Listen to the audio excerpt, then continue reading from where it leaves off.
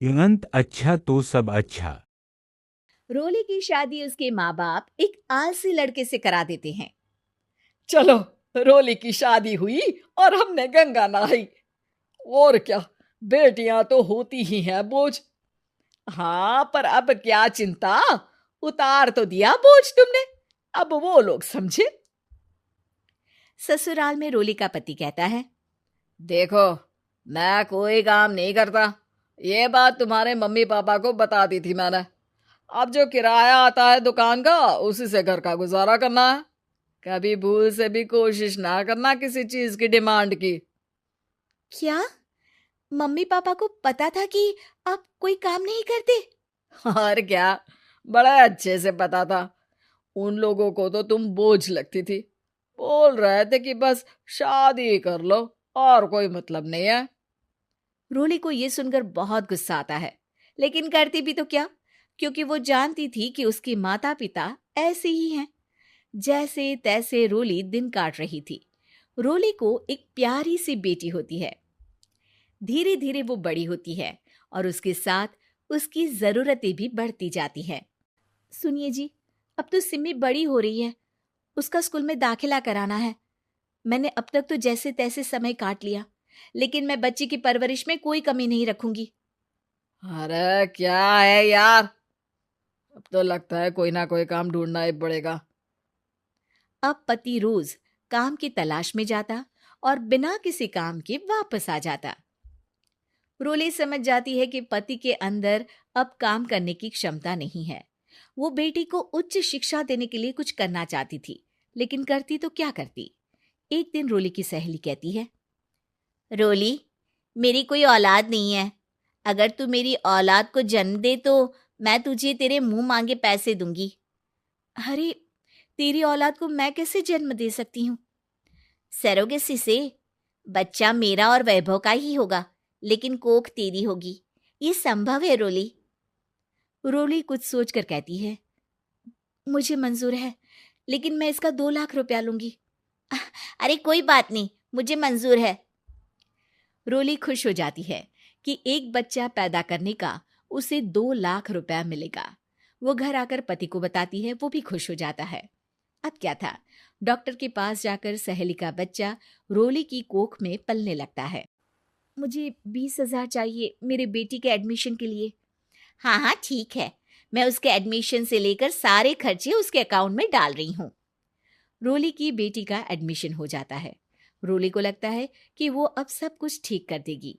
दिन और महीने आगे बढ़ते हैं। अब एक दिन, एक बात कहूँ जी, काश इस बच्चे को मैं रख पाती। मैं अब इससे काफी जुड़ गई हूँ। अरे यार, पता नहीं किसका बच्चा है, अपने पास है ना अपनी मुन्नी। हाँ, लेकिन अब मैं भी इस बच्चे से जुड़ाव फील करने लगी हूँ, लेकिन मैं ये जानती हूँ कि ये मेरा बच्चा नहीं है। दोनों की जिंदगी ठीक चल रही थी, लेकिन कहते ना कि सुख का पल ज्यादा लंबा नहीं होता। एक दिन रोली की सहेली का फोन आता है। रोली, मुझे अब ये बच्चा नहीं चाहिए, मैं अपने पति को छोड़ रही हूँ। अरे लेकिन मुझे पैसों की जरूरत है, बच्चा तुम्हारा है, मैं क्या करूंगी? सहेली बिना कुछ बोले फोन काट देती है, फोन स्विच ऑफ कर देती है। लेकिन रोली के जीवन का तूफान यहीं नहीं रुकता। रोली, मैं इतना भार नहीं उठा सकता। आज पढ़ाई का पैसा मांग रही हो, कल को शादी, कॉलेज और पता नहीं क्या क्या। मैं तुम्हें छोड़ रहा हूँ, अपनी बच्ची उठाओ और निकलो इस घर से। अरे पर मैं कर तो रही हूँ ना बच्ची के लिए काम, आप आराम से रहिए ना। क्या काम कर रही हो, देख रहा हूं मैं।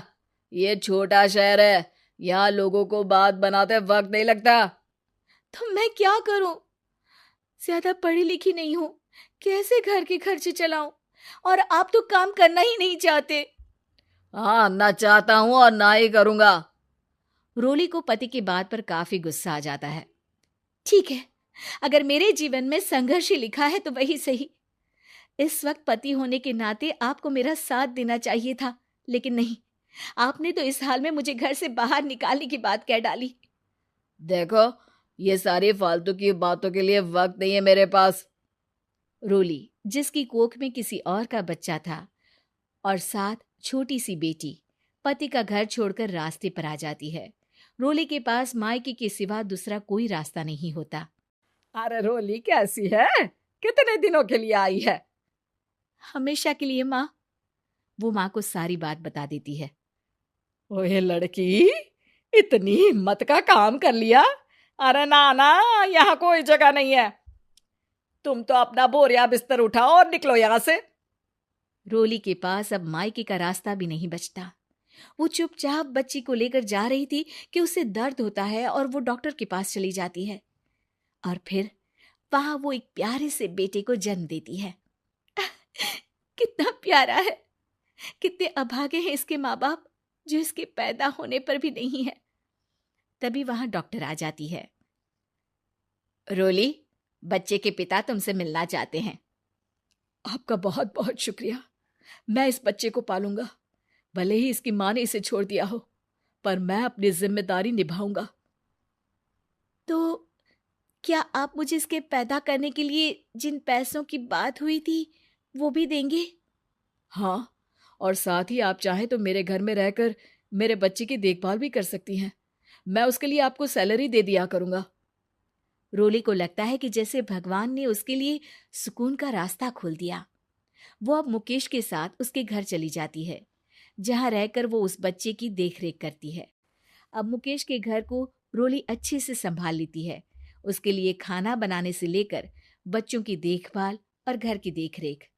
धीरे धीरे मुकेश को रोली से प्यार हो जाता है। रोली, तुम्हारी बेटी और मेरा बेटा बिल्कुल भाई बहन की तरह साथ रहते हैं। हाँ, आखिर है तो एक ही कोख के बच्चे, अटैचमेंट तो होगा ही ना। रोली, तुमने घर और मुझे दोनों को संभाल लिया। ये तो मेरा काम है। आपने भी तो मुझे छत दी जिससे मैं अपनी बेटी की पढ़ाई और भविष्य के लिए पैसे जोड़ सकूं। अब रोली, क्या तुम मुझसे शादी करोगी? अब मैं जानता हूं तुम्हारी भी शादी कुछ खास अच्छी नहीं रही। रोली को मुकेश की बात ठीक लगती है। वो उसे हाँ बोलने की सोच ही रही होती है कि उसके पहले पति का फोन आ जाता है। रोली, मैं बहुत परेशान हूं। मेरा एक्सीडेंट हो गया है। मैं चाहता हूं तुम वापस आ जाओ। रोली को पुराने पति की चिंता होने लगती है।